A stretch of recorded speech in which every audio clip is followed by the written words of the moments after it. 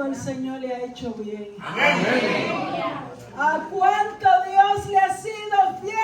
Amén. Él ha sido fiel todos los días de nuestras vidas. Si no hubiese sido por su misericordia, usted sabía que hoy usted no estuviera vivo. ¿Por qué?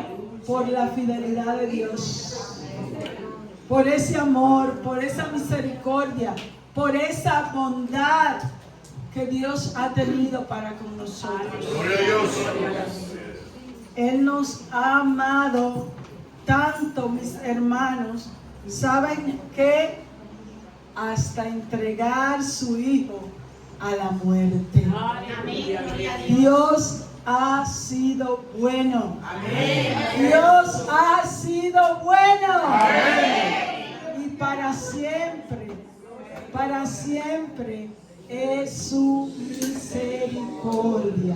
Bendito sea el nombre del Señor. Así que, mis hermanos, en el día de hoy damos gracias una vez más al Señor, porque Él es el que nos mantiene en pie en medio de la prueba, en medio de la dificultad.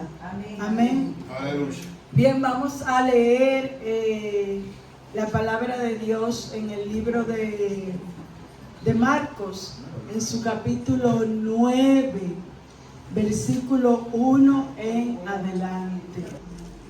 La palabra del Señor dice así: también les dijo: de cierto os digo que hay algunos de los que están aquí que no gustarán la muerte hasta que hayan visto el reino de Dios venido con poder. 6 días después, Jesús tomó a Pedro, a Jacobo y a Juan y los llevó aparte solo a un monte alto y se transfiguró delante de ellos. Y sus vestidos se vieron resplandecientes, muy blancos como la nieve, tanto que ningún lavador en la tierra los puede hacer tan blancos. Y les apareció Elías con Moisés, que hablaban con Jesús. Entonces Pedro dijo a Jesús: Maestro, bueno es para nosotros que estemos aquí y hagamos 3 enramadas, una para ti, otra para Moisés y otra para Elías. Porque no sabía lo que hablaba, pues estaban espantados. Entonces vino una nube que les hizo sombra, y desde la nube una voz que decía: este es mi Hijo amado, a él oíd. Y luego, cuando miraron, no vieron más a nadie consigo, sino a Jesús solo. Y descendiendo ellos del monte, les mandó que a nadie dijese lo que habían visto, sino cuando el Hijo del Hombre hubiese resucitado de los muertos. Y guardaron la palabra entre sí, discutiendo qué sería aquello de resucitar de los muertos. Y le preguntaron diciendo: ¿por qué dicen los escribas que es necesario que Elías venga primero? Respondiendo él les dijo: Elías a la verdad vendrá primero y resucitará y restaurará todas las cosas. Y como está escrito del Hijo del Hombre, para que padezca mucho y sea tenido en nada. Pero os digo que Elías ya vino y le hicieron todo lo que quisieron, como está escrito de él. Señor, te adoramos, te bendecimos, te damos gloria y te damos honra, Dios, porque tú eres Dios bueno, soberano y grande. Gracias te damos, Dios, en esta mañana por tu bondad, por tu amor y por tu misericordia. Ayúdanos, Jesús, a que tu palabra en esta mañana sea expuesta en medio de tu pueblo. Bendice, Señor, a cada vida que va a escuchar tu palabra. Señor, en esta hora estoy delante de ti, rogándote, Padre amado, que seas tú ayudándome, Dios mío, a exponer tu palabra. Quita todo obstáculo, Señor, para que tu palabra sea expuesta en esta mañana. En el dulce nombre de Jesús. Amén y amén. Pueden sentarse, mis hermanos. Bien, hoy vamos a tratar con el tema dándose a conocer como el Hijo del Hombre. Y en el día de hoy vamos a ver, mis hermanos, este punto. Ya estamos en el capítulo 9 del libro de Marcos. Estamos llevando una serie en este libro. Y hoy vamos a ver sobre cómo Jesús se revela a algunos de sus discípulos.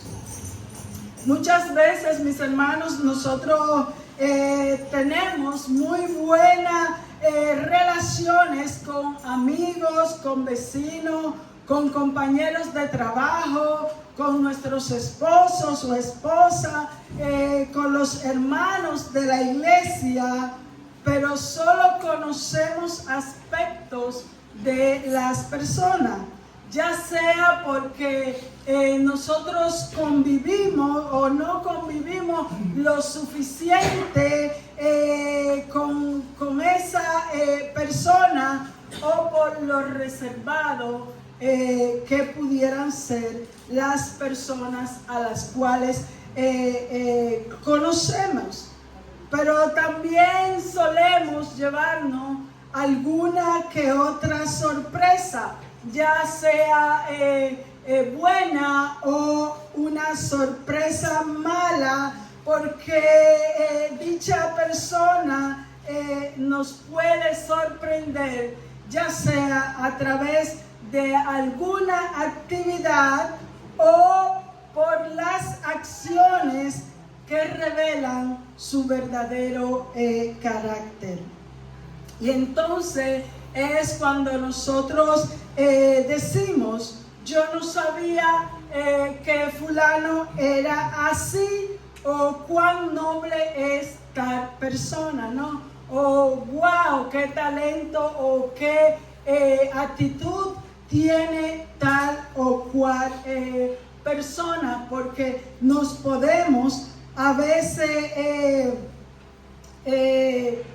sorprender, porque queramos o no, nuestra verdadera identidad termina siendo revelado ante los que nos conocen. Siempre yo le he dicho, la manera que nosotros tenemos de conocer a los demás es conviviendo con ellos. Cada día nosotros nos podemos hacer eco de cómo una persona es a través del día a día.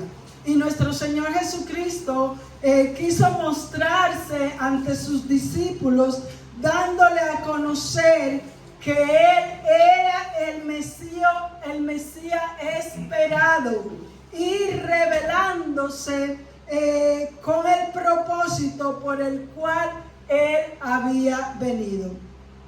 Pero su verdadera identidad no todos tuvieron la oportunidad de conocerla, sino algunos de ellos. Ellos sabían que Jesús era un buen maestro. Pedro había dicho en versículos anteriores: tú eras el Cristo.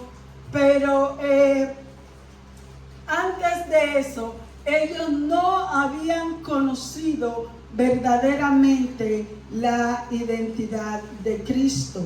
Y en el capítulo 9 del libro de Marcos, este capítulo comienza con la conclusión del capítulo 8. Si nos fijamos, vemos, ¿no?, que hay una separación. Es que el capítulo 9 es esa conclusión cuando Jesús le hace saber a sus discípulos que va a padecer, y al Pedro oponerse a su padecimiento, él llama a todos para que sepan que esta carrera que emprendemos los creyentes la hacemos negándonos con la cruz a cuesta.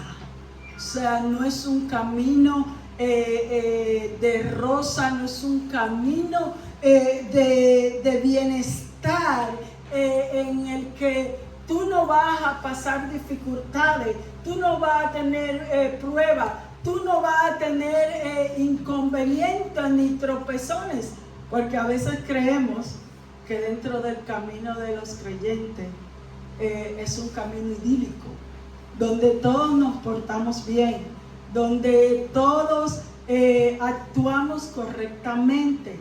Y no, mis hermanos, muchas veces dentro del camino los hermanos también chocan, los hermanos también discuten, los hermanos también tienen dificultad y a veces nos enfadamos unos con otros. Por eso es que la palabra está llena de aprender a sobrellevarnos, de aprender a pedir perdón y a pedir excusa en un momento determinado. ¿Por qué? Porque nosotros andamos en este mundo y aún estamos en la carne, y como estamos en la carne tenemos una lucha constante.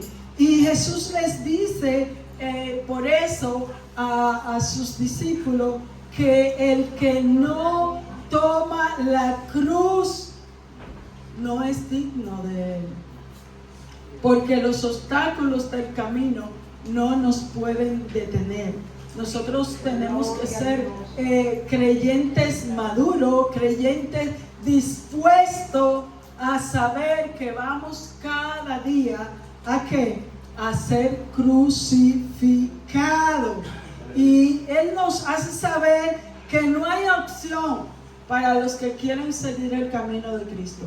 No hay un camino más ligero, no hay un camino más suave, no hay un camino más llevadero.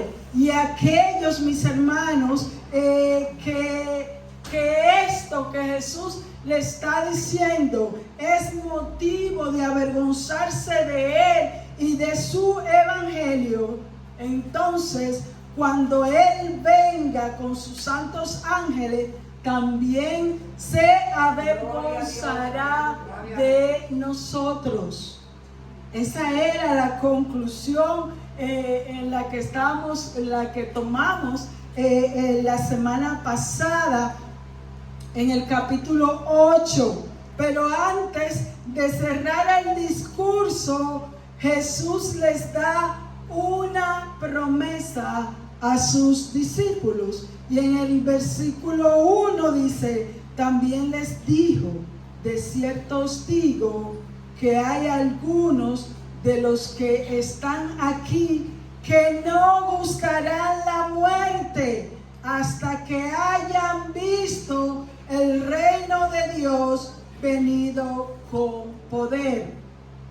Esta palabra, de cierto, como empieza este capítulo, ya viene en otras versiones como en verdad.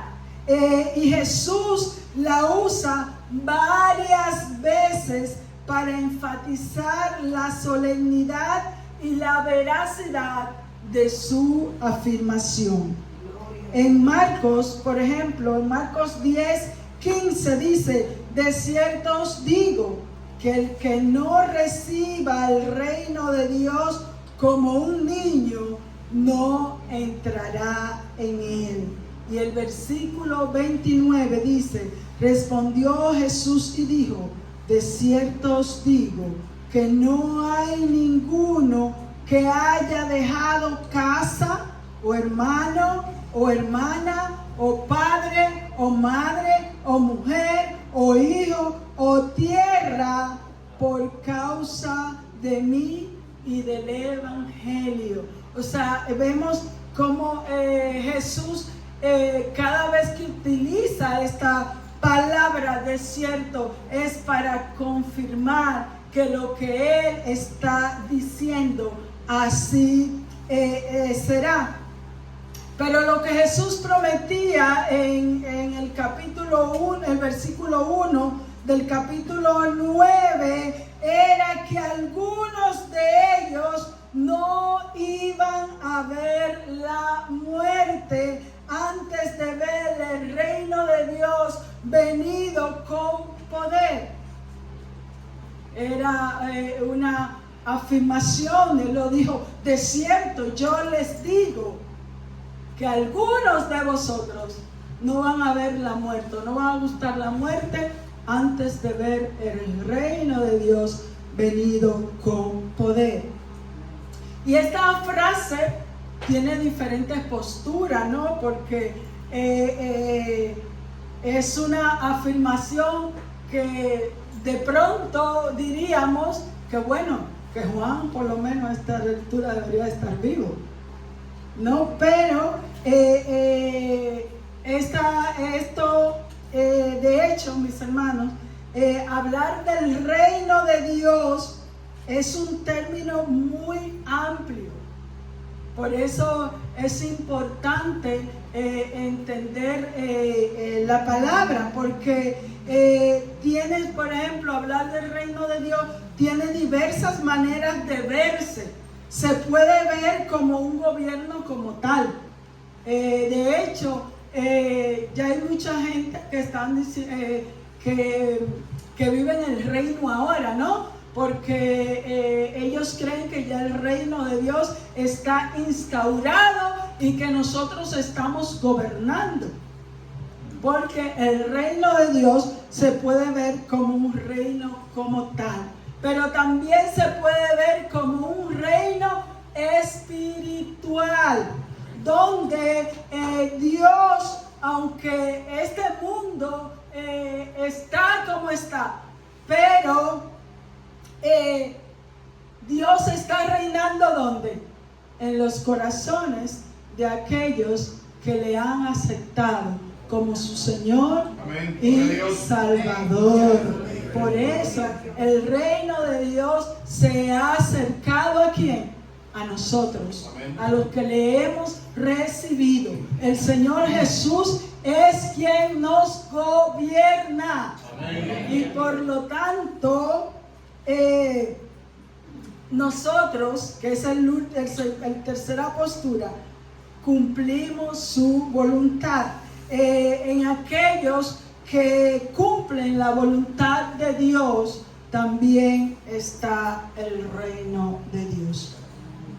Entonces, si estas son las posturas en las que podemos ver el reino de Dios, ¿a qué se refería Jesús cuando le dijo a sus discípulos que algunos de ellos estarían vivos para ver el reino manifestado? Esta es la cuestión en sí a la cual ahora nosotros tenemos que ver. Y también en este caso muchas son las conjeturas a esa idea, pero han quedado tres que son la más sólida de las conjeturas que se trata en este punto. Primero, pudiera referirse a la transfiguración de Jesús. Ese es uno de los puntos a lo que posiblemente Jesús se refería. También podía referirse a su resurrección. Y también al día de Pentecostés. ya que estos tres eventos reflejan claramente la identidad de Jesús. Pero la que prevalece es la transfiguración y tiene mucho sentido porque lo que encontramos en el contexto es a Jesús con algunos de los suyos conociéndole tal y como Él es. En 2 de Pedro, en su capítulo 1, versículo 16, nos dice: porque nos hemos dado a conocer el poder y la venida de nuestro Señor Jesucristo, siguiendo fábulas artificiosas, sino como habiendo visto con nuestros propios ojos su majestad. Pues cuando Él recibió del Padre honra y gloria, le fue enviada desde la magnífica gloria una voz que decía: este es mi Hijo amado, en el cual tengo complacencia. Y nosotros oímos esta voz enviada desde el cielo cuando estábamos con Él en el Monte Santo. O sea, aquí vemos a Pedro declarando que una de las razones por el cual ellos predican a Cristo con tanto ahínco, con tanta devoción, es porque ellos conocieron verdaderamente quién era Jesús. Ellos le vieron tal y como Él era. A ellos no le cabía duda alguna. Por eso estuvieron dispuestos a dar su vida por Jesús. Amén. Porque le conocían. Cuando usted conoce a alguien, usted lo defiende a muerte, porque le conoce. Pero cuando usted no conoce a alguien, al menos que le obliga o que quiera proteger su empleo, usted no lo defiende. ¿Por qué, mis hermanos? Porque nos podemos equivocar respecto a alguien. Y vemos que los discípulos de Cristo estaban sumamente seguros. Sobre todo Pedro y Juan. Eran hombres que estaban más que seguros quién era Jesús. El versículo 2 dice: 6 días después Jesús tomó a Pedro, a Jacobo y a Juan y los llevó aparte solo a un monte alto y se transfiguró delante de ellos. Lucas es más específico y dice que se llevó a estos discípulos a orar, que Jesús invitó a Juan, a Pedro y a Jacobo para que le acompañaran ¿a qué? A orar.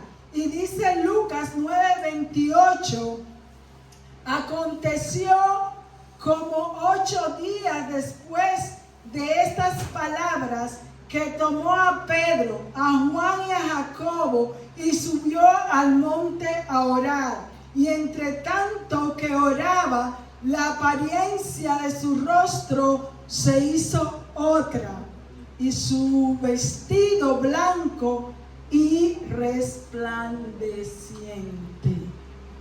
Así fue como los discípulos de Jesús le conocieron en un momento espectacular e inesperado, mis hermanos. Aleluya. Porque ver la gloria de Dios en un instante y en un momento, eso tiene que ser tremendo.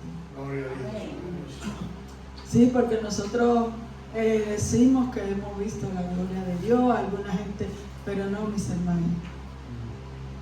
Todavía no hemos visto lo que tenemos que ver. Todavía podemos sentir su presencia en nuestras vidas, pero todavía no nos ha tocado ver la gloria de Dios. Y vemos que Jesús se revela a estos más íntimos, aquellos que eran cercanos a Él. Juan, por ejemplo, era conocido como el discípulo amado. A ese cercano, a ese que Jesús le confió el cuidado de su madre. Gloria a Dios. Y al único que Jesús le preguntó que si le amaba después de la resurrección fue a Pedro. Pedro, ¿me amas? Cuida mis ovejas, apacienta mis ovejas, Pedro. O sea, como él le delegaba una gran responsabilidad, y también a Jacobo, que era hermano de Juan. Nosotros vemos que en alguna ocasión, cuando Jesús quiso hacer una comisión en la que estuviera acompañado de algunos hombres, vemos que quienes le acompañaron también fueron estos 3 hombres. En Marcos 5:37 dice: y no permitió que le siguiese nadie, sino Pedro, Jacobo y Juan, hermano de Jacobo. Y esto fue cuando el Señor Jesús iba a orar por la hija de Jairo, que había una multitud y la gente estaba allí llorando, y Jesús, toda la multitud que andaba con Jesús, también fue a casa de Jairo.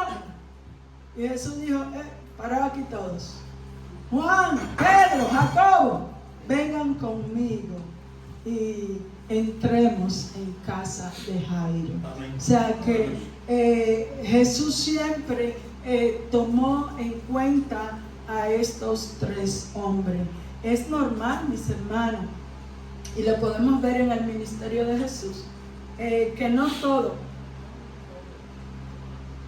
conocen a su pastor o a su líder tan profundamente, porque siempre uno, aunque amamos a toda la congregación, siempre habrá algunas personas de las cuales estarán más cerca de uno.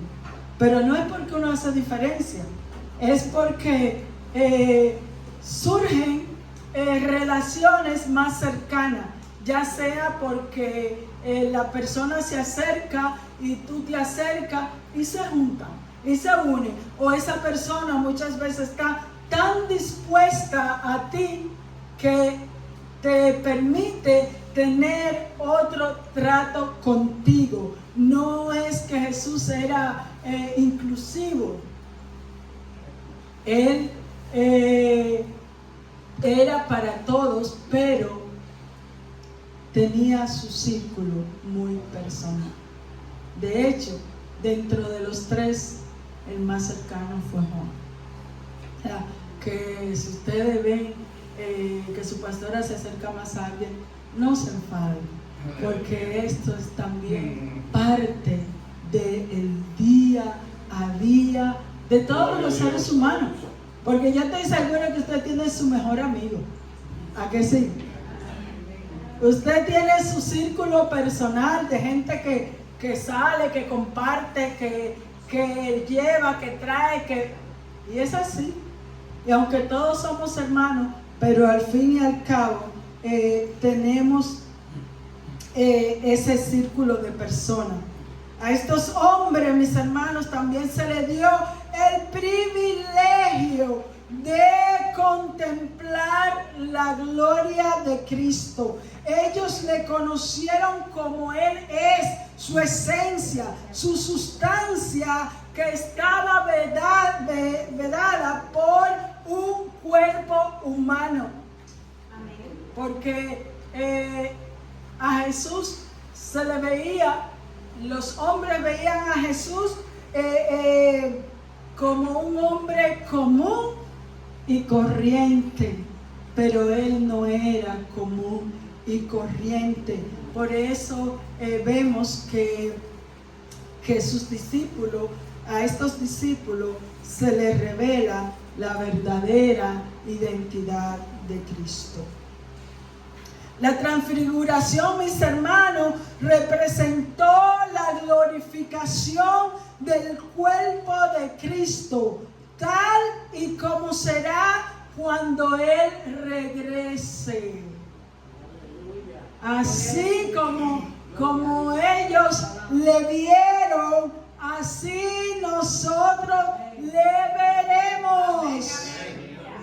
Por eso Juan, cuando escribe, hace esta revelación. En Juan 1:14 dice: y aquel verbo fue hecho carne y habitó entre nosotros, y vimos su gloria, gloria como del unigénito del Padre, lleno de gracia y de verdad.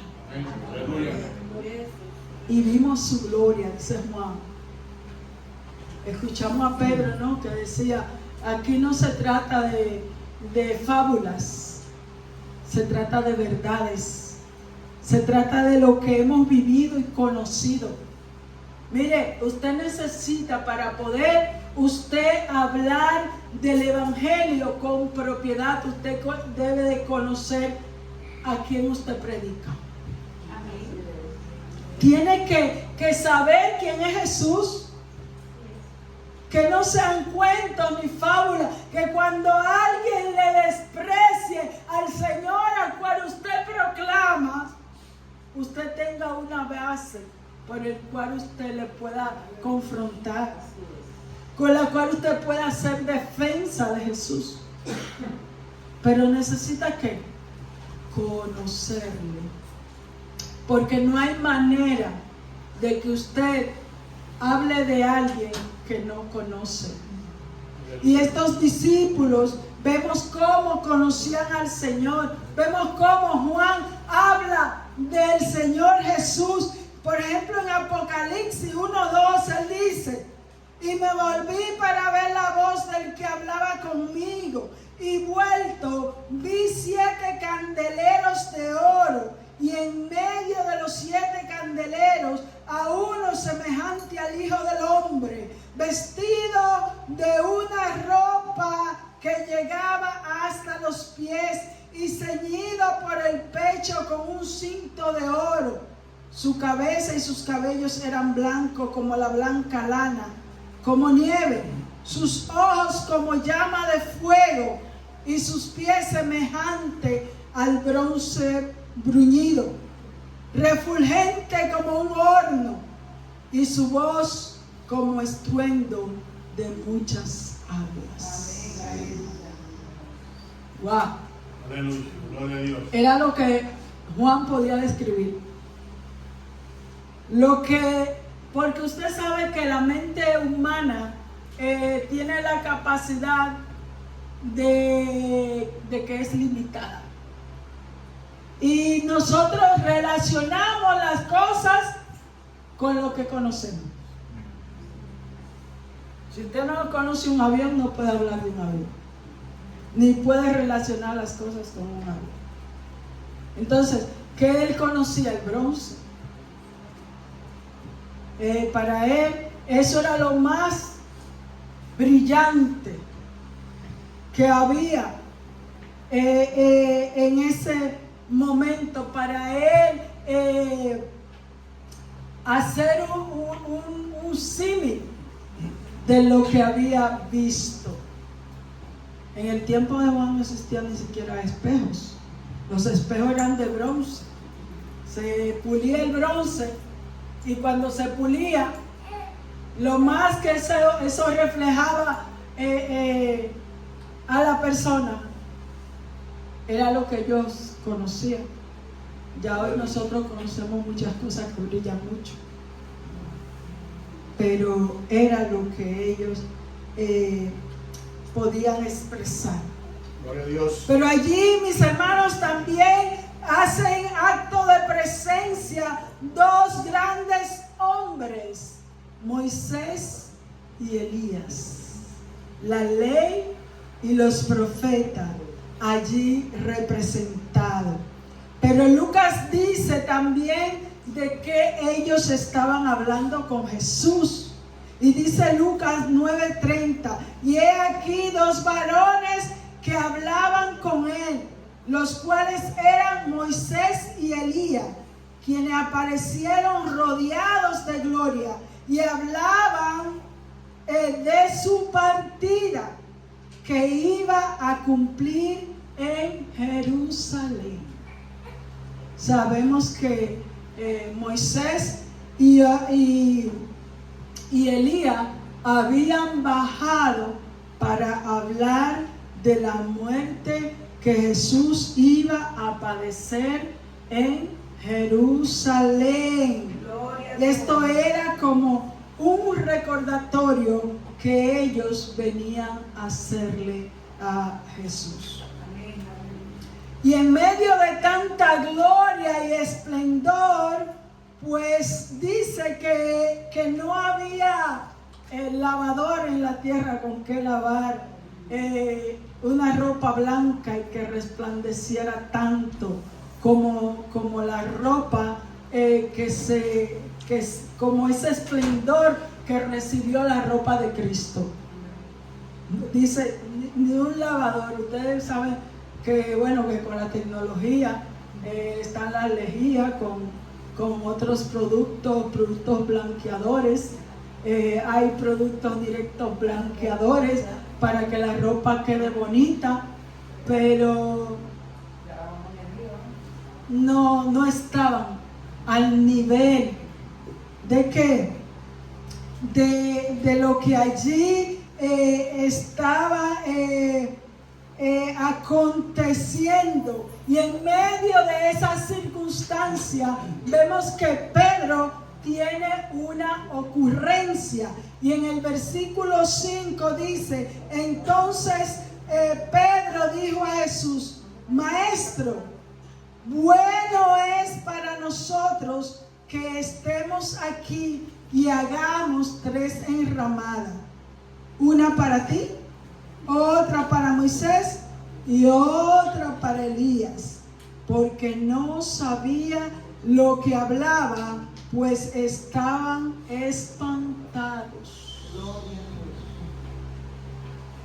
Todos nosotros, mis hermanos, o hemos hecho un Pedro o podemos hacerlo en un momento determinado.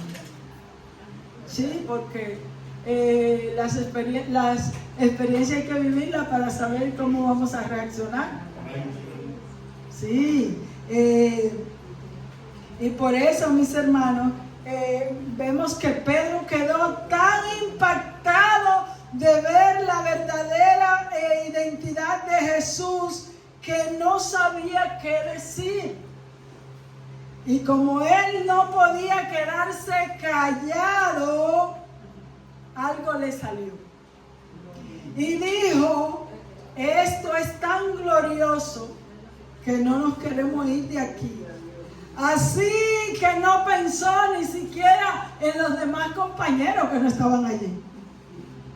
Sí, porque nada más estaban él y Juan y Jacobo con Jesús. Y vemos que él lo que quería era vivir el momento de ver a Jesús cara a cara, que es lo que todo cristiano anhelamos y esperamos: ver la majestad de nuestro amado Salvador Jesucristo. Nosotros anhelamos, así como una madre cuando está embarazada anhela verle la carita a su bebé y cómo va a ser y cómo será, y ese momento tan esperado, que aunque doloroso, pero glorioso. Nosotros también anhelamos ver la presencia del Señor, al Señor en medio nuestro, tal y como Él es. Bendito sea el nombre de Jesús. También, mis hermanos, esta es la segunda vez que el Padre confirma al Hijo. Y el versículo 7 dice que entonces vino una nube que le hizo sombra, y desde la nube una voz que decía: este es mi Hijo amado, a él oíd. La presencia del Padre, representada en una nube, estaba haciéndole saber a los discípulos a quién debían de prestar atención. Gloria a Dios. Porque Pedro quería hacer una enramada para cada uno de ellos. Pero, mis hermanos, Jesús era superior a Moisés y a Elías. Él era el Hijo. Y como dice Lucas, mi escogido, él tenía mayor autoridad. O sea, eso es bueno, que nosotros sepamos distinguir. A veces nosotros nos inclinamos y veneramos tanto a un líder que nos olvidamos que el Señor está por encima de ese líder. Y le damos la gloria ¿a quién? Al hombre. Y la gloria no es del hombre, la gloria es de Dios. Miren, mis hermanos, por más bueno que sea un hombre aquí en la tierra, la gloria es de Dios. Siempre téngalo presente. Respete a sus líderes y adore a Dios. Esas dos cosas tienen que ir separadas una de la otra. Por eso vemos aquí, miren que Moisés y Elías bajaron glorificados. Estaban llenos de gloria. Claro, Pedro, al ver a estos hombres transformados, dice: vamos a hacer 3 enramadas. O sea, los puso a los 3 al mismo nivel. Aleluya. Pero la voz del cielo dijo: este es mi Hijo amado. Este es el Hijo de Dios. Amén. Sí, somos hermanos, pero no somos iguales. Sí, porque a veces creemos que como Jesús nos trata de hermanos, estamos al nivel de Él. Aleluya. Pero no, es que Él comparte con nosotros todo lo que es de Él. Amén. Pero todo sigue siendo de Él. Amén. Y sobre todo que la gloria y la honra le pertenece a Dios. Mateo señala que los discípulos, al escuchar la voz del Padre, tuvieron temor. Ese temor reverente que debe de haber en la vida de cada creyente. Alabado Dios. Todos nosotros debemos tener ese respeto por el Señor en todo momento, no solo cuando escuchamos su voz, porque es que nosotros como que a veces pasamos de Dios y como que lo tenemos como alguien del patio. No, mis hermanos, nosotros tenemos que saber que Dios está en el cielo y nosotros estamos en la tierra, y que nosotros le debemos ¿qué? Reverencia. Es importante que nosotros lo tengamos presente. La experiencia que estos discípulos tuvieron de Jesús se hizo personal por algún tiempo, porque Jesús no les permitió divulgarla hasta que todo estuviera cumplido. ¿Cuántos de nosotros nos gusta guardar un secreto? ¿A usted le gusta guardar un secreto? No le da comezón decir ese secreto. Bueno, gloria a Dios. Porque cuando nosotros sabemos algo,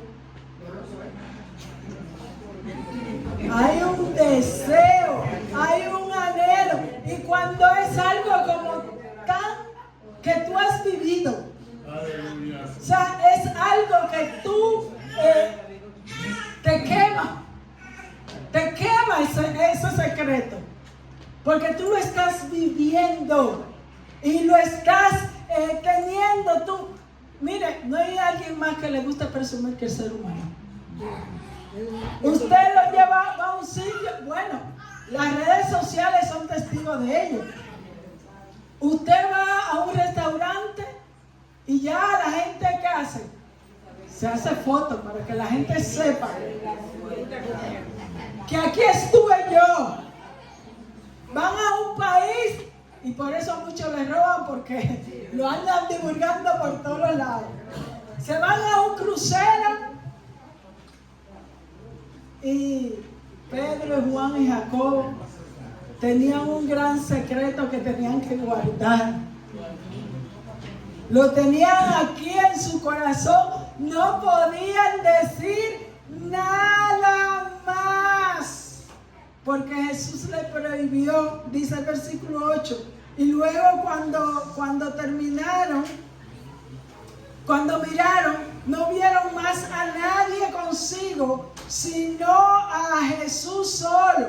Y descendiendo a ellos del monte, les mandó que a nadie dijesen lo que habían visto, ni siquiera a sus otros compañeros discípulos, sino que cuando el Hijo del Hombre hubiese resucitado de los muertos. No era fácil para estos hombres callarse este secreto, y porque lo que ellos vivieron fue una experiencia momentánea. Aleluya. Fue un momento así cuando que Dios le dio un pisco labis. ¿Para qué? Para que ellos fueran probando y supieran o tuvieran la garantía de. Además, era necesario en hombres como Pedro, que más tarde iban a negar a Jesús. Para Pedro esto fue un punto importante, ¿no? El conocer a su amado, aunque él le dijo en un momento determinado, tú eres el Cristo. Pero esto fue un refuerzo para Pedro cuando se vio en una encrucijada de tener que negar a Jesús. Aleluya. Y aunque él le negó, pero cuando él recordó las palabras de Jesús, él se acordó de quién era Jesús. Él dijo, wow, yo he visto su gloria y yo lo he negado. O sea, eso llevó a Pedro ¿a qué? A arrepentirse de lo que había hecho, a retroceder de su mal proceder. Por eso es necesario que nosotros conozcamos al Señor al cual servimos, porque podemos tener momentos de debilidad en nuestras vidas, pero cuando nosotros conocemos a Jesús, nos arrepentimos del mal camino que escogemos. Y Pedro, mis hermanos, sí, él tomó una mala decisión, pero también tomó una buena decisión. Porque el problema no es caerse, todos nos podemos caer. El problema es no volverse a levantar.